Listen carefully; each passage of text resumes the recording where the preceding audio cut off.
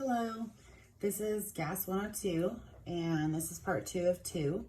And we're just doing some ideal gas law example calculations. So we're going to pivnert all of these problems. And example 1, so I've pre-written the examples. You can pause as needed to write them down. In example 1, we have a sample of N2 that has a volume of 1.25 liters at a temperature of 10 degrees Celsius and pressure of 785 torr. And we want to know what is the mass in grams. Okay, so we want to let our units be the indicator for us. And we're going to go ahead and write down our variables, P, V, N, R, and T. We can always fill in our R first, and let's go through and identify which variables we're given. So the units are really going to be the indicator for what variable it is. This is liters, so it's a volume. So we're going to do 1.25 liters there. Temperature of 10 degrees Celsius, that's obviously a temperature. But we want to remember to change that to Kelvin. So we'll have 283 Kelvin. And pressure of 785 torr. And we know that we always have to use atmospheres.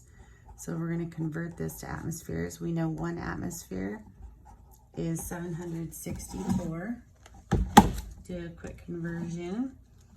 785 divided by 760. And we get 1.03 ATMs. And we want to know what is the mass in grams. And so we are going to have to solve for moles and then convert the moles to grams using the molar mass of N2. Okay, so we're going to go ahead and write out PV equals nRT, and then it's just a plug and chug from there. We're plugging in the numbers we know and chugging out the answer. So we'll have 1.03 for the pressure. Our volume is 1.25 liters. Moles is our unknown. R is 0.0821, and temperature is 283 Kelvin. So a little bit of baby algebra here. We're going to do this multiplication and multiplication here, and then we're going to divide by our product here. So 1.03 times 1.25. This gives us 1.2875 is equal to moles times 0.0821 times 283. And this comes out to be 23.23. And then algebra says that we divide both sides by 23.23. And we get 1.2875 divided by 23.23. And our moles comes out to be 0.0554 moles. And that's of N2. We're not asked to answer in moles, however. We're asked to answer in grams. So we're going to convert from moles to grams. So we know 1 mole of N2 has a molar mass of 28.014 grams.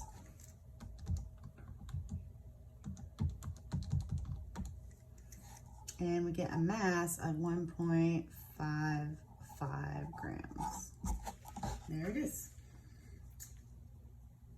Okay, so you want to remember that getting to grams is always done by way of moles. And if we're given grams, we have to convert to moles to use it.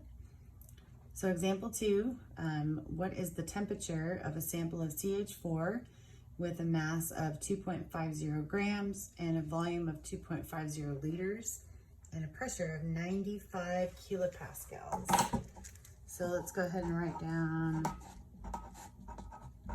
our P, V, N, R, and T and identify what we know. We want to know what's the temperature, so this is going to be our question mark. Our N is going to come from the mass. So we have 2.50 grams of CH4. We have to convert this to moles, and this is going to be our molar mass on the bottom and 1 mole on the top. And we get 0.156 moles. and our volume of 2.50 liters, and our pressure is equal to 95 kilopascals. And we know that we always have to use atmospheres, so we're going to convert. We know 1 ATM is 101.3 kilopascals, so 95 divided by 101.3, and we get 0.938 ATMs. Okay, and then we're trying to solve for temperature. So let's go ahead and substitute into the ideal gas law. Pressure is 0.938, volume of 2.50 liters, N is 0.156, R is 0.0821, and T is our temperature in Kelvin. Let's see what kind of crazy temperature we end up with here. Times 2.50. Okay, and then we're going to divide both sides by our product over here, 0.156. Oops.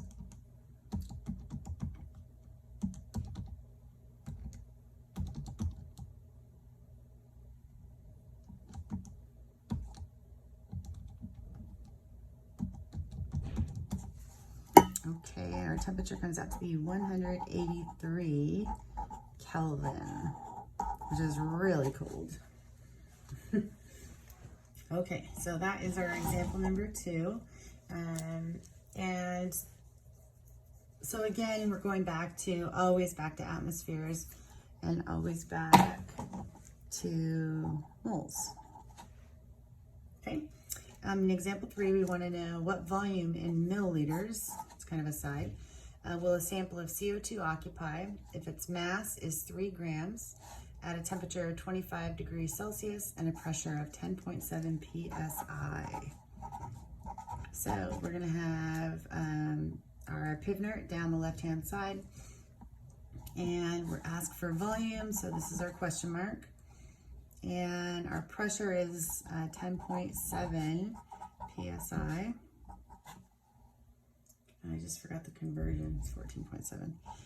We have 14.7 psi is 1 ATM.